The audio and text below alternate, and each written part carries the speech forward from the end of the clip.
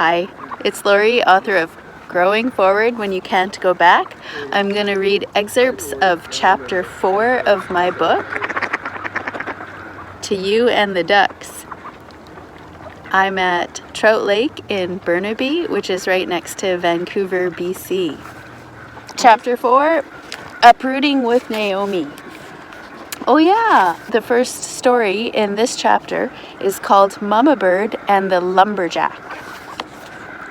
When they are thrown out of the nest, birds are forced to fly before they're ready.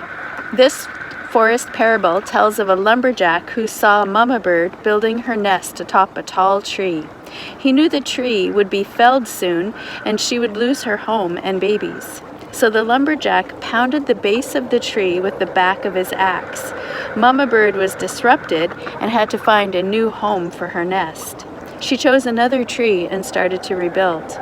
But that tree, too, was slated for a fall. Again, the lumberjack pounded the tree so hard that Mama Bird, getting annoyed, was forced to fly away. She landed on a third tree. The lumberjack returned and shook his head. This wouldn't do. Again, Mama Bird was forced to leave.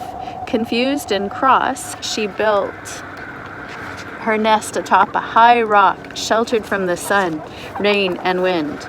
She was finally safe, never to be shaken. The tallest, healthiest trees can look good on the outside. Thick green leaves, sturdy branches, pretty apple blossoms.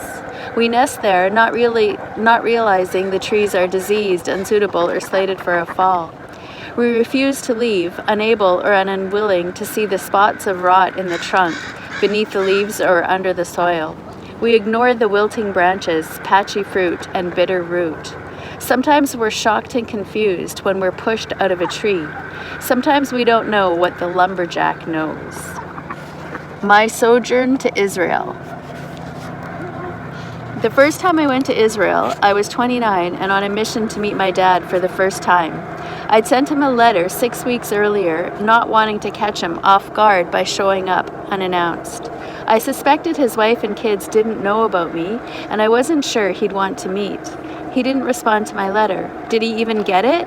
Did he read or speak English? What if he rejected me and denied being my father? I was a stranger, the illegitimate daughter from his past. I had no idea what to expect. When I arrived in Israel, I found 1,000 reasons not to call my dad. I was in the Holy Land, after all. I had to explore all the biblical places I'd read about, the Mount of Olives, Galilee, Bethlehem, Nazareth, En Gedi.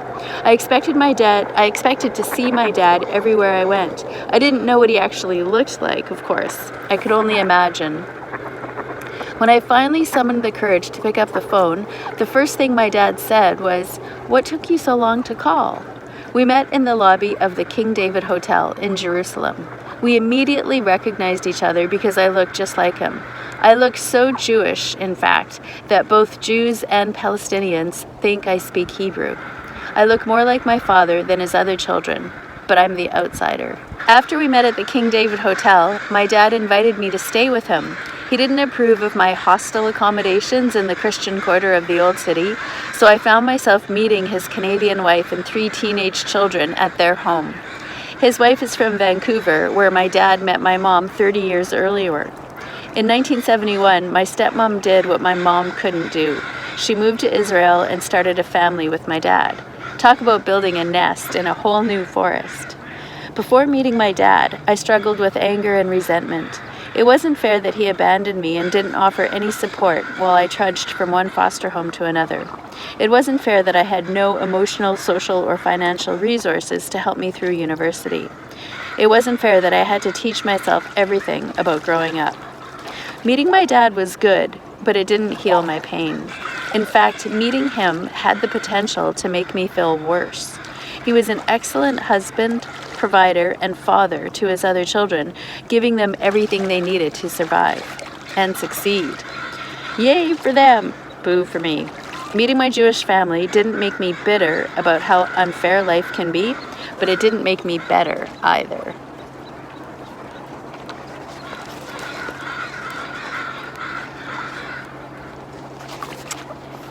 Better, not bitter. I wasn't bitter about not having a dad growing up. Rather, I was consumed with self-pity and feelings of inferiority. I also thought people with two parents had everything: comfort, love, security, health, success. It wasn't until I made a close friend at university that I realized that bad things can happen behind beautiful doors.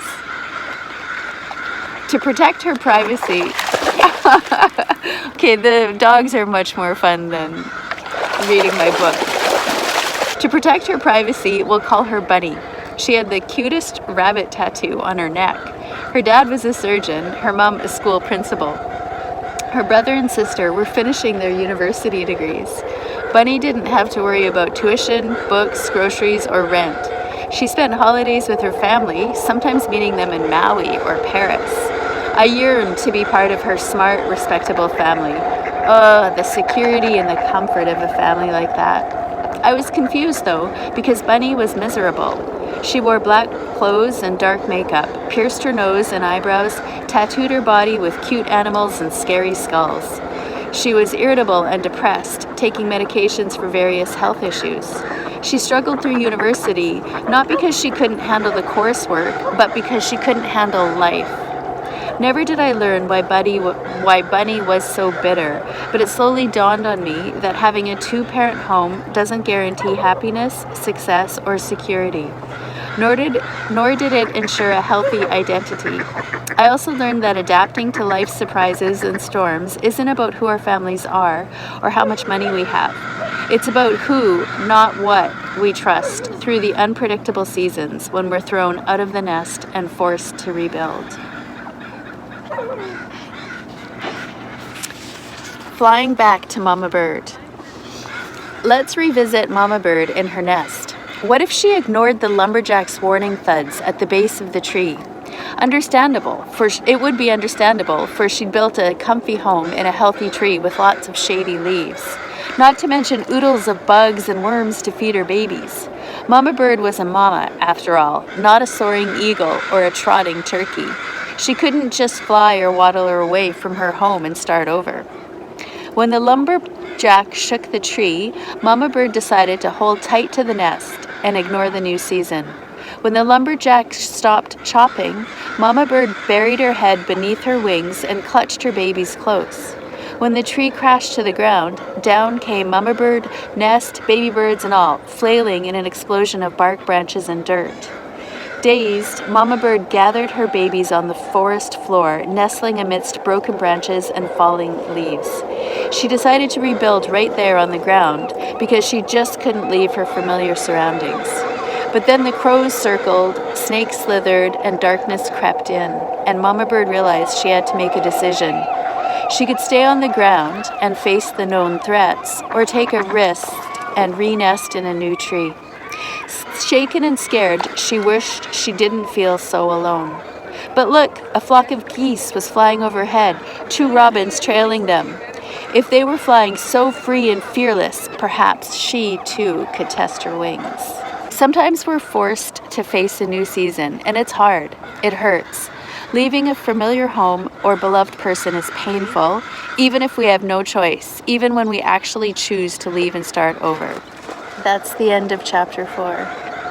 Take good care of yourself, because you are worth taking good care of.